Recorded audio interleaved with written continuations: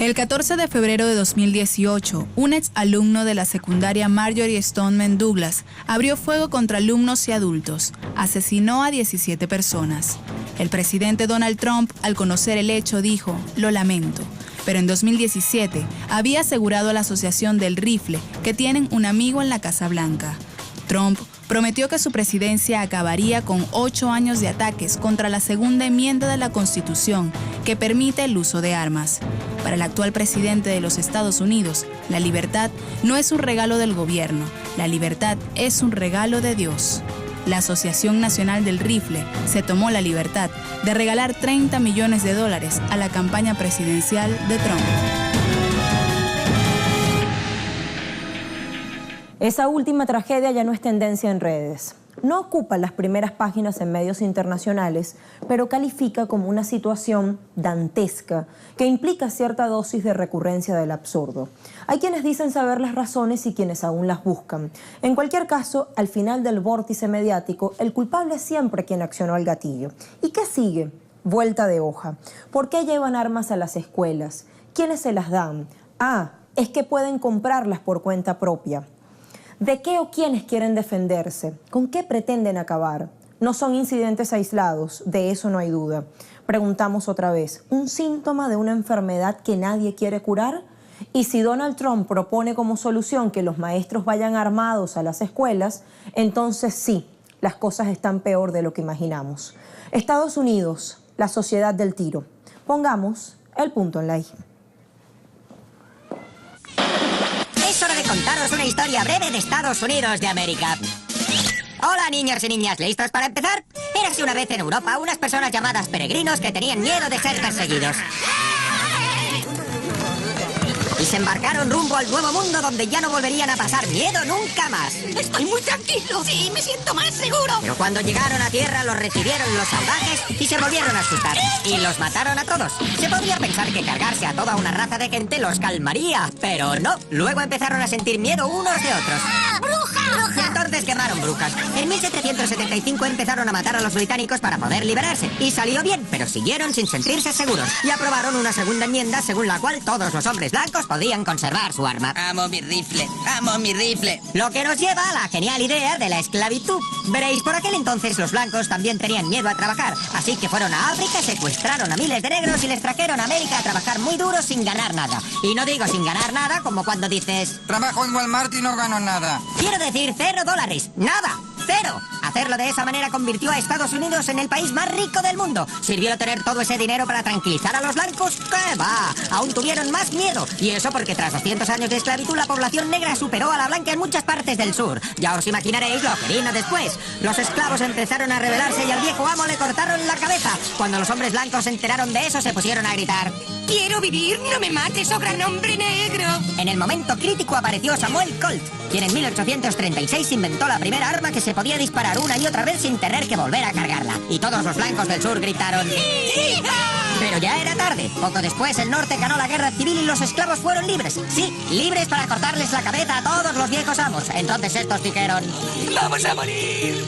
Los esclavos liberados no se vengaron. Solo querían vivir en paz. Pero los blancos no acabaron de creérselo y entonces fundaron el Ku Klux Klan. Y en 1871, el mismo año en el que el Klan se convirtió en una organización terrorista, también se fundó otro grupo, la Asociación Nacional del Rifle. Muy pronto los políticos aprobaron una de las primeras leyes sobre armas. Era ilegal que una persona negra poseyera un arma. Fue un gran año para América. El KKK y la ANR. Claro que no tenían nada que ver entre sí, solo fue una coincidencia. Un grupo apoyaba la posesión responsable de armas y el otro disparaba y linchaba a los negros. Y así siguieron las cosas hasta 1955, cuando una mujer negra infringió la ley negándose a viajar en la parte trasera de un autobús. Los blancos no podían creérselo. ¿Por qué no viaja detrás? ¿Qué está pasando? Y ahí se armó el gran follón. Todos los negros del país empezaron a reclamar sus derechos y a los blancos les entró el acojone total y gritaban: ¡huid de aquí! ¡huid de aquí! Y lo hicieron. Huyeron a las afueras donde todo era blanco, limpio y seguro. Compraron 250 millones de armas, pusieron cerrojos y alarmas en sus casas y barreras para entrar en sus barrios. Por fin estaban a salvo, protegidos y bien cobijados.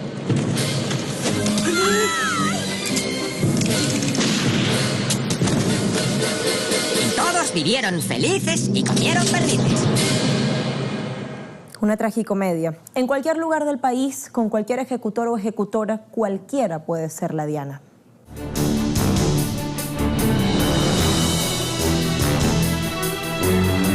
De noviembre de 2017, un hombre mató a 26 feligreses e hirió a otros 20 en la comunidad de Sutherland Springs, Texas. Octubre de 2017, un hombre de 64 años disparó a mansalva desde la ventana de su habitación en un hotel contra los asistentes de un concierto en Las Vegas. Dejó 58 muertos y 546 heridos. Luego, se suicidó. 12 de junio de 2016. Un joven armado dispara en el interior de un club nocturno gay en Orlando, asesinando a 49 personas. 14 de diciembre de 2012. Adam Lanza, un joven de 20 años con síndrome de Asperger, asesina a su madre en su casa en Connecticut y luego asesina a 20 niños y 6 adultos en la escuela primaria Sandy Hook. Al final, se suicida. 5 meses antes, James Holmes había ingresado a un cine en Aurora, Colorado, arrojando una bomba de gas lacrimógeno y abrió fuego dejando 12 muertos y 70 heridos. Noviembre de 2009. Un psiquiatra de las Fuerzas Armadas abrió fuego en la base militar situada en Killeen, Texas. Asesinó a 13 personas y dejó 42 heridos a su paso. ¿Con un arma fueron felices y comieron perdices? Solo en el sueño americano, un sueño de consumo y miedo. Queremos analizar, queremos profundizar y para ello vamos a contar con Patricio Zamorano, es director ejecutivo de Infoaméricas.info, es académico, es además experto en redes y con él vamos a volver luego de una pequeña pausa para seguir poniendo el punto en la I.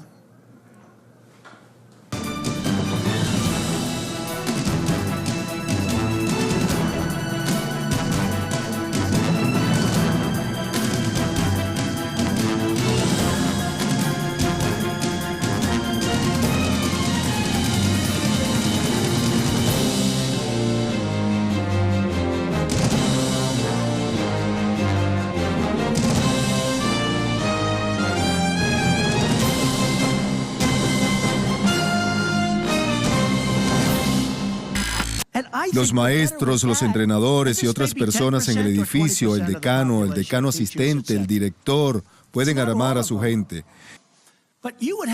Y esto puede ser 10% o 20% de la población de maestros.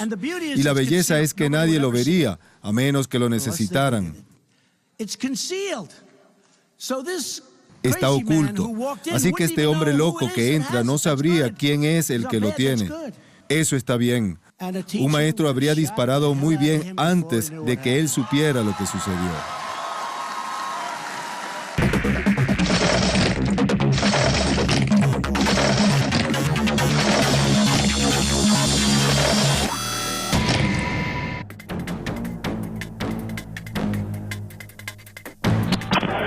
What's your emergency? Yeah, I think there's a shooting at my school. We have units on the way. Do you see any perpetrators, the men with the guns? No, not really, but it seems like a lot of people in my area. Can you tell me where you are? How many people? Can you see the perpetrators? Can you see the guys with the gun? Are you inside or outside? Shots fired. Hello? Shots fired. Hello? Hello? Hello? Can you pick up? Hello? Hello? Can you...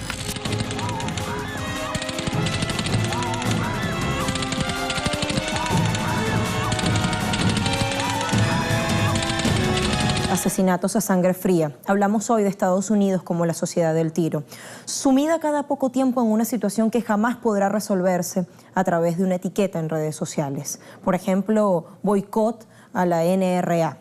Bienvenido Patricio Zamorano, director ejecutivo de Infoaméricas.info, es académico, periodista y experto en redes sociales. ¿Cómo está? Hola, ¿cómo estás? Saludos enormes. Igual, Patricio. Al debate sobre el uso de armas concurren quienes abogan por limitaciones más estrictas o limitaciones, y quitemos el más estrictas, y quienes ven los controles como una vulneración de la libertad y del derecho a la autodefensa, consagrado, por cierto, en la segunda enmienda de la Constitución. Hablemos o comencemos por allí, Patricio. Sí, yo te diría que lo más importante acá dentro del análisis es el eufemismo que usa la Asociación Nacional del Rifle, la NRA, en sus siglas en inglés, donde apela fuertemente a esta famosa segunda enmienda de la Constitución de los Estados Unidos, que para informar a quienes nos están mirando, es una ley que es paralela a la independencia de los Estados Unidos y que tuvo una explicación histórica para defender al país de la posibilidad de una invasión británica, ¿no? Ese era el sentido primordial, original de la segunda enmienda, y se ha estado utilizando en estas últimas décadas, yo diría, sobre la base de una falacia, sobre una mentira, porque efectivamente no estamos hablando de defender un derecho constitucional, que la Constitución de todos nuestros países es sagrada y hay que defenderla, hay que respetarla, pero en este caso la Asociación Nacional del Rifle utiliza la segunda enmienda simplemente como una justificación ideológica para ventas de armas. La NRA es la organización del lobby de las armas de los Estados Unidos, financia muchas de las campañas políticas, en su mayoría del Partido Republicano, pero también demócrata, y en ese sentido ejerce un lobby permanente para que no haya ninguna restricción que complique la compra y venta de armas. Esa es la razón real, concreta, de que las armas fluyen en los Estados Unidos de una manera libre y sin ningún control. Sobre varias de estas afirmaciones vamos a volver en el transcurso de la entrevista, Patricio, porque queremos seguir haciendo cuestionamientos al respecto. ¿Qué nos dice el hecho que sean armas de alto calibre? Es decir, la nueva familia sabía que el chico de esta última masacre en Florida era dueño de un rifle AR-15 con el cual abrió fuego intempestivamente contra decenas de alumnos. Así es, como tú mencionas, el AR-15 es el rifle de asalto, que es un arma militar, eminentemente militar, que se le hizo algún tipo de modificaciones mínimas para pasarla como un arma civil. Hay que recordar que es un arma militar, pero la ley impone ciertas restricciones de formato bastante pequeñas. Las empresas de armas lo han hecho, han aplicado esos pequeños cambios y es posible, cualquier persona puede ir a un Walmart, a un supermercado y comprar un AR-15 o una versión de esta arma que es altamente personalizable. Es decir, uno puede personalizar este rifle de acuerdo a tus propias necesidades. Entonces, efectivamente, el AR-15 y en general todos estos fusiles y rifles de asalto de alto calibre están en el centro del debate y están justamente en el corazón de la defensa del NRA, que se niega a que se prohíban. Ese ha sido, si uno escucha las declaraciones de los alumnos de las escuelas secundarias allá en Parkland, Florida, donde se realizó esta última masacre horrenda. Ese es el punto, cómo prohibir estas armas que no tienen ningún tipo de validez dentro de la vida civil, y ese es el centro del debate en este mes. Señor Patricio Zamorano, lo que ofrece el presidente Trump sugiere que los maestros lleven armas ocultas, ¿acaso peor que esto que se conoce como el Far West? Así es, esto ya ha llegado, yo diría, a una deformación moral tremenda. El presidente de Estados Unidos, Donald Trump, se ha atrevido a señalar que una de las soluciones es armar a los profesores, lo que ha sido repudiado ampliamente por la propia comunidad escolar. Los profesores, los alumnos, los padres se han negado a esta locura de, en vez de quitar las armas de la circulación y de las manos civiles, el presidente de los Estados Unidos sugiere llevar más armas dentro del contexto escolar. Esto es un riesgo de seguridad enorme, no se puede prever qué podría pasar con profesores armados. Los propios profesores pueden tener riesgo de perder esas armas, ser atacados, o los propios profesores pueden convertirse en posibles atacantes. Esto no es una solución, no concuerda la sociedad de los Estados Unidos para nada con esta visión, yo diría, excéntrica, una locura del presidente de los Estados Unidos, que se niega nuevamente, pese a los anuncios, no ha apoyado ninguna restricción concreta a estas armas de alto calibre.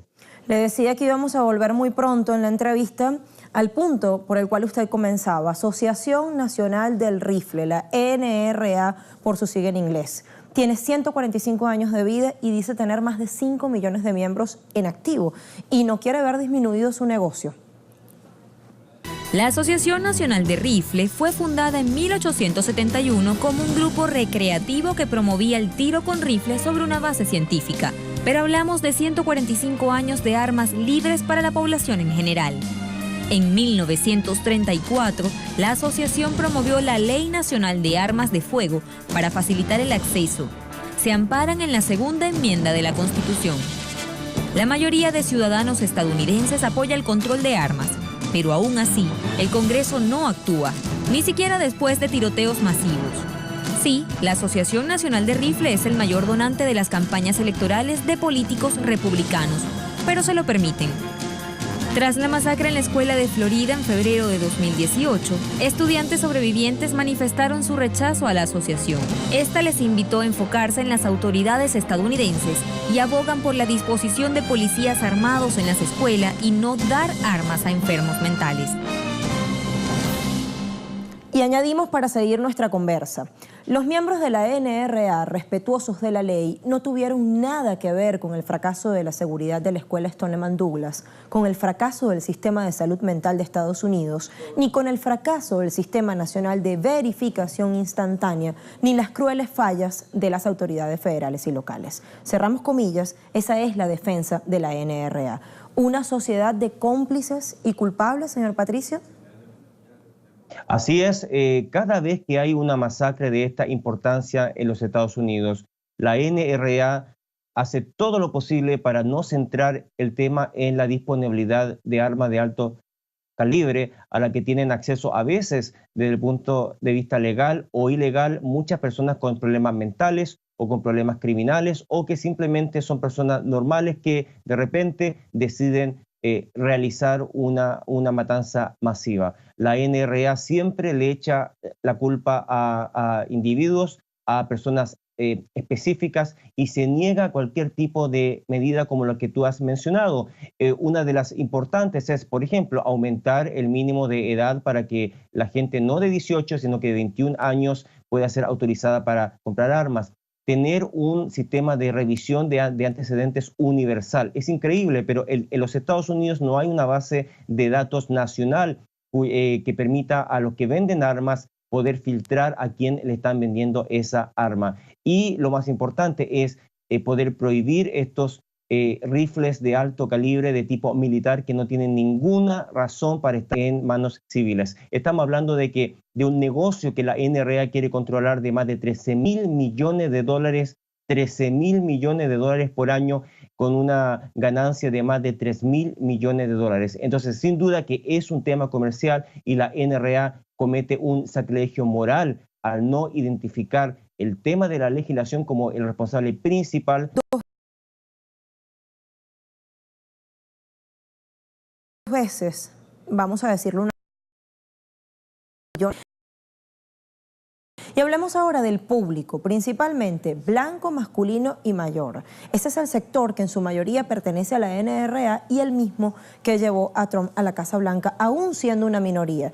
Una reflexión sobre esto, señor Patricio.